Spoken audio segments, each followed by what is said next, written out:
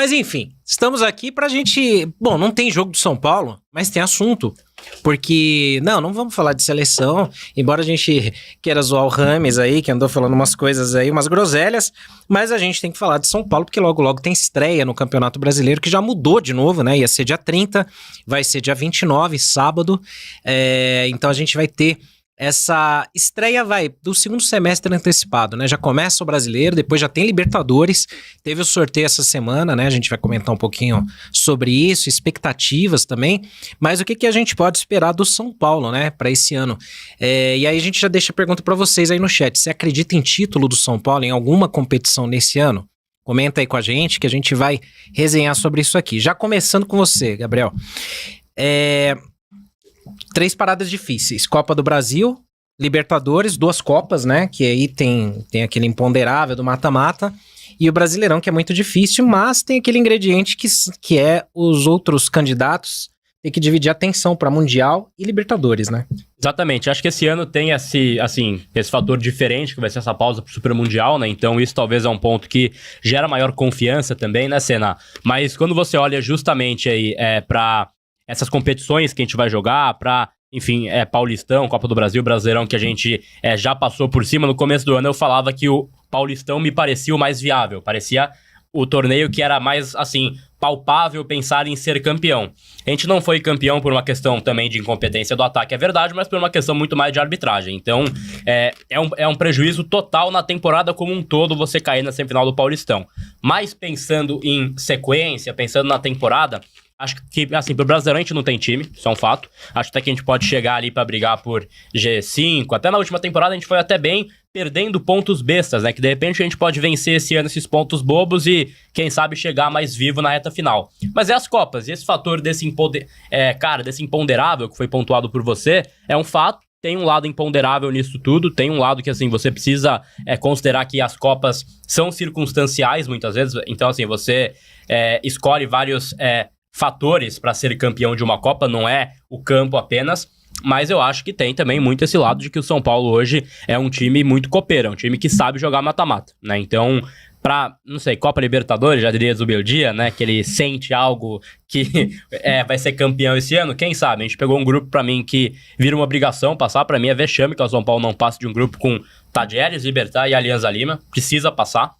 E aí, chega oitavas, chega quartas, chega semi, quem sabe o São Paulo não consegue ir avançando e com um time até menos qualificado pela ausência de um meia como o Oscar, a gente chegou contra o Botafogo com chance real de ser campeão e a gente, de novo, perde por essa incompetência do ataque, esses erros ali crassos. Mas, considerando justamente que tem o Oscar, tem esse meia do tapa diferente, acho que esse ano o São Paulo chega com mais chance, pelo menos.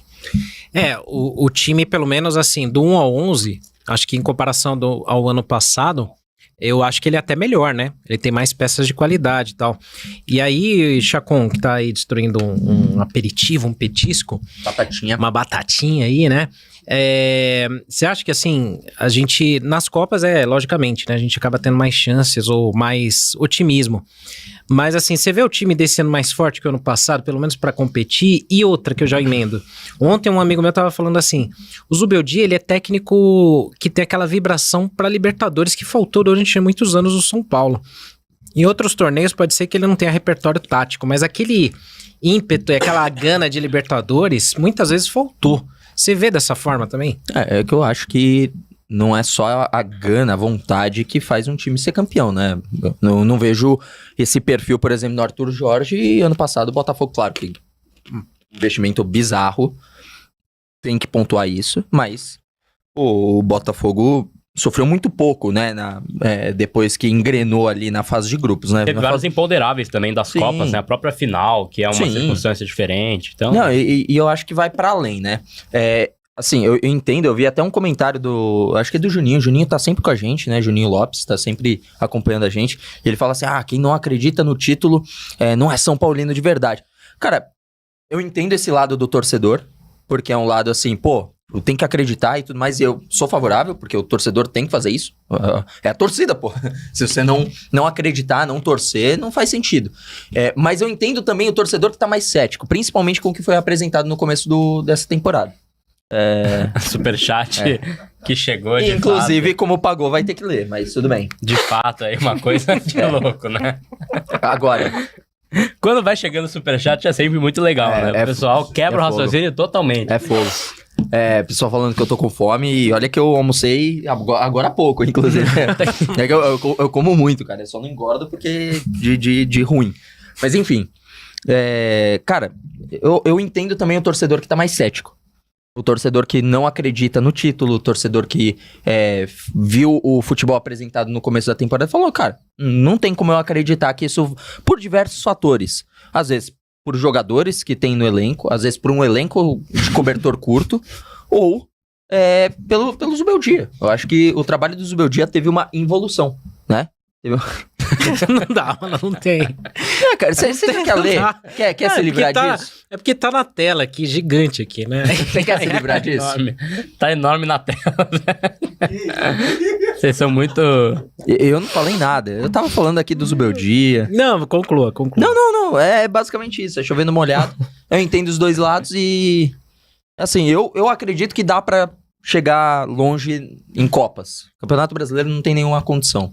E fazer uma campanha de classificação para Libertadores, eu acho que tá de grande tamanho. E vai ter o pessoal que vai ouvir e vai falar, nossa, mas aí é apequenar muito, São Paulo esquece. É outro São Paulo, é outro momento do futebol brasileiro. E só em cima disso também, passa também pelas escolhas do técnico, né? Porque quando ele, assim, coloca, por exemplo, na fase mata-mata, que ele já tentou em 2 mata-matas, contra o Galo e também contra agora o time do Palmeiras. Quando ele vê no banco de reservas as opções que ele tem, e aí não acho que sejam muitas opções que possam mudar o jogo, mas ele escolhe por 2 mata-matas consecutivos praticamente, colocar Eric e Ferreirinha como solução nas pontas, não vai caminhar. A fase mata-mata também tem esse fator que você precisa ler bastante o jogo durante ele ocorrendo, né? Durante o seu andamento. Então, é algo que pra mim o Zubeldia pecou também.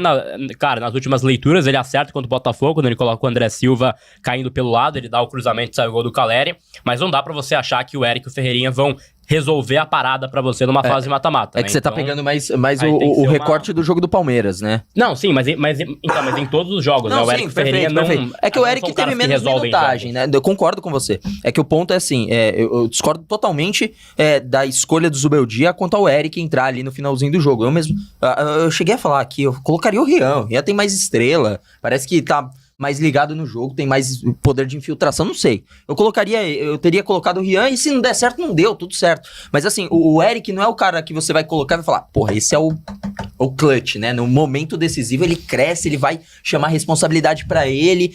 Não, mas cara, tem alguém pra ser isso? Aí é que tá, não tem. E aí vem a questão do elenco. Que você falou, se tem um elenco melhor pra essa temporada. Eu acho que tem um 11 inicial melhor, mas não um elenco encorpado melhor. Eu acho que qualquer técnico, e vamos pensar assim, Zubeldia sai, entra o Dorival, entra, sei lá, qualquer um, escolhe um técnico, ele vai olhar pro banco e vai ter as mesmas opções. Ele vai olhar pro banco e vai ter ali o Ferreirinha e o Eric. Aí qual que é a solução? É você comprar mais jogador? Não, é você dar mais espaço pra molecada. Entendeu? Porque eu não consigo ver a diferença em questão de o quanto vai agregar a mais a entrada durante a partida do Eric do que do Lucas Ferreira.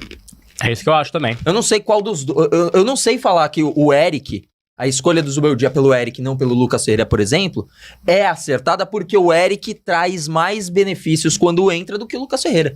Muito pelo contrário, naquele 0x0 contra o Palmeiras, quem começa a arriscar de fora da área, quem começa a tentar, vai errar. É moleque, vai errar. Mas uma coisa é o moleque de 18, 19 anos errar. Outra coisa é o Eric, que tem, 25, 26? Que seja. Não sei, mas é mais rodado, né? Tudo bem, é mais velho. Então, assim, você já tem que ter mais experiência a partir daí. E outra, o Eric, o potencial de revenda é menor do que o potencial de revenda do Ferreira. Entendeu? Do Lucas Ferreira, no caso. Bom diferenciar.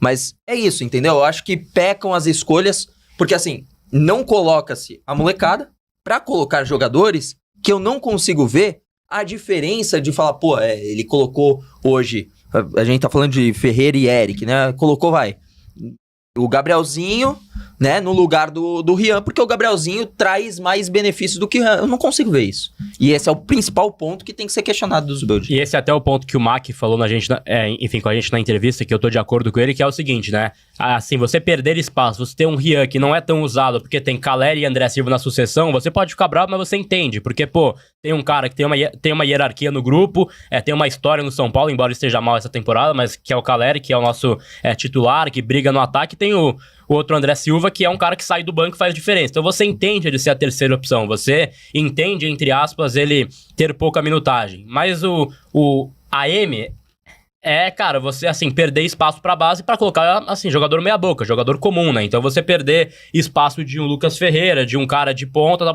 pra enfim, colocar mais do mesmo. Aí eu já acho que é um erro do Zubeldia também, mas isso passa pela montagem desse elenco, e eu ainda acho que falta um cara no banco de reservas, assim, 12º jogador. Falta um cara, esse atacante polivalente que eles tentaram há muito tempo, era pra ser o Christian Oliveira, né? Que até foi aquela história que ele meio que tava oferecendo a si mesmo, tudo mais, mas assim, esse cara meio Michel Araújo, entre aspas, mas não Michel Araújo, não, um cara de repente com mais refino técnico, que jogue na ponta, jogue de centroavante, jogue mais recuado. Acho que falta esse cara no banco hoje pro São Paulo ter opções durante o jogo. O que tem hoje, não tô falando que tem nesse nível, eu tô entendendo o que você tá falando. Sim. Num alto nível. Um cara que vai substituir a altura. Eu acho que tem duas opções muito claras pra que isso aconteça. Primeiro, colocar o Luciano no banco e usá-lo como esse 12º homem.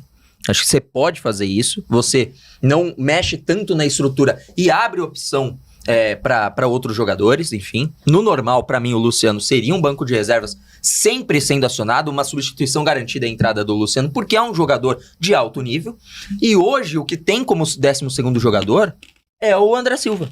Hoje, o 12º jogador do São Paulo é o André Silva. Mas ele é pouco usado, né? Nas mas outras. Assim, pelos gols que foram feitos por ele, e pelo nível de entrega dentro de campo. Eu acho que esses são os jogadores. Mas assim, você pode ter. Você só não precisa morrer abraçado com a ideia do Luciano ser sempre titular. Então, até tem uma mensagem ali da Kathleen que chama atenção, que ela pergunta assim: Chacon, o Milton ou a comissão que conhece Cotia não poderiam dar estoque? Como vamos vender os meninos se eles são a terceira opção? Aí eu pergunto, quando o Muricy era treinador e quando o Milton era o assistente dele, o São Paulo também não usava tanta base. Não. Né? Não era uma coisa, assim, recorrente. Não, porque então, aí vai de treinador para treinador. Então, mas aí será que, assim, esse problema da transição da base pro profissional também não passa por isso? Que quem tá tendo que olhar agora também já não usava quando era treinador? Pode ser. E eu acho que o que mais... Ontem, no jogo da seleção, vou fazer só esse paralelo porque faz sentido. O Dorival... Ele, pra mim, ele corre um risco. Ele venceu ontem em pontos, ganhou em pontos e perdeu em futebol jogado.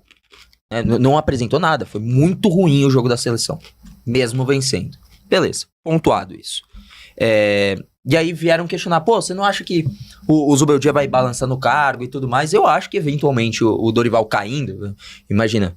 Uma sacolada. É que ganhou um jogo. Se não ganhasse nessa data FIFA, eu acho que ele cairia. Agora eu acho que ele não cai, mesmo que não... Perder pra Argentina não cai. Mesmo nem que... se for uma sacolada. Aí pode ser. Tipo, meteu 5-0 a Argentina. Aí os caras vão falar, não tem como. Né?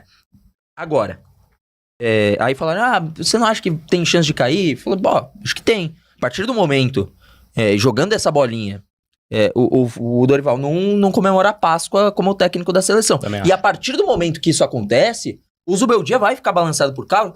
E num negócio que é muito assim, não é pela convicção ou por achar que o trabalho do Dorival foi bom no geral, na tomada geral, nessa passagem antes dele ir pra seleção brasileira. Foi porque ele conquistou o título. Só por isso. Entendeu? Porque o restante tem coisas que tem que ser questionadas e que o próprio Dorival, acredito que no particular, ele sabe que tinha coisas a ser questionadas no trabalho do São Paulo. E perfeito, podia ter evolução e tudo certo. Mas eu acho que não há convicção do São Paulo para diversas coisas. Para a definição de um técnico, para quem que vai usar o quê, como que vai ser feito, que tipo de técnico vai ser utilizado. Porque assim...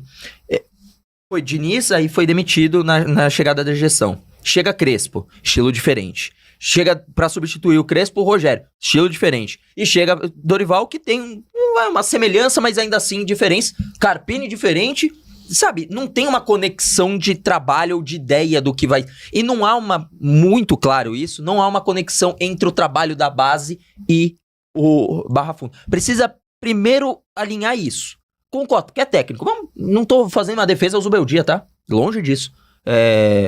Eu acho que com o Zubeldia precisa alinhar. Ó, a gente joga dessa forma na base, a gente precisa reproduzir isso no profissional. Porque senão o jogador joga de uma forma... A formação inteira chega no profissional, ele tá zerado. Ele tem que começar do zero. Então eu acho que tem diversos problemas e esse é um deles. Não tem uma convicção de trabalho, de ideia, de estilo, nada.